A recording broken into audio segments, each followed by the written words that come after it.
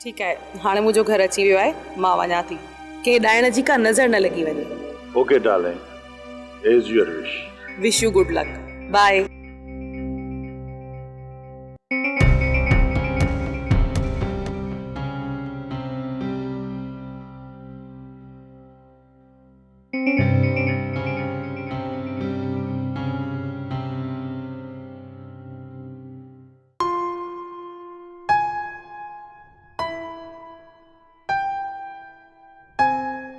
घूमी आयो बाड़े में?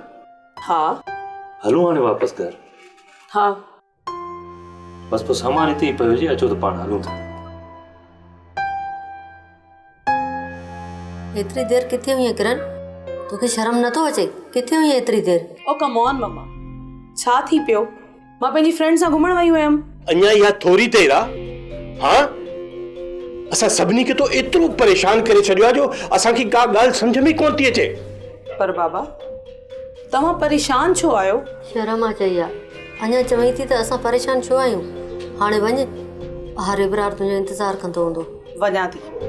हिन घर में तव्हां मूंखे हिकिड़ो मिंट बि बर्दाश्त नथा करे सघो। छा थी वियो तोरी छोकिरी किरण खे? हाँ, छा थियो अथसि?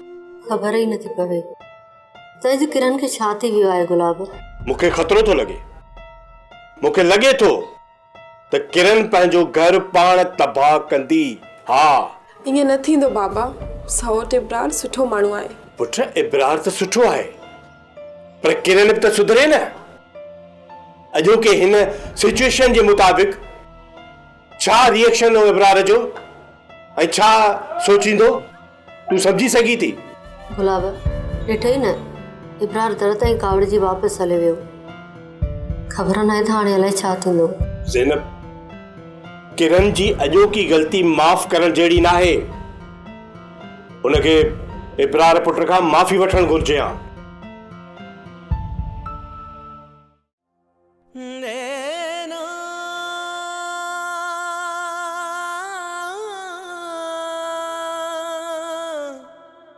पंहिंजे बिछड़ल वजूद सां इश्फाक़ पुट, मरी वञण वारनि जे करे पंहिंजी ज़िंदगी छो थो तबाह करे? पर मां,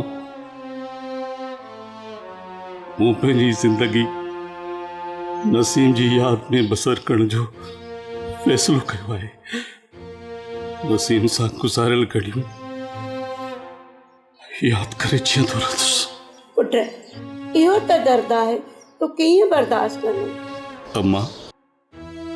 अम्मा, नसीब जी जुदाई जो दर्द ही त जीअण जो मक़सदु आहे। अम्मा, उनखे त मुर्कंदे क़बूल कयो आहे। ड्रामा सीरियल सिलसिला मोहब्बतुनि जा तमाम एपिसोड्स ॾिसो हाणे HD क्वालिटीअ में। विजिट करियो असांजो YouTube channel Sindh TV HD drama. Subscribe कयो असांजो official YouTube channel Sindh TV HD drama ऐं वधीक अपडेट लाइ बेल आइकन खे क्लिक करियो।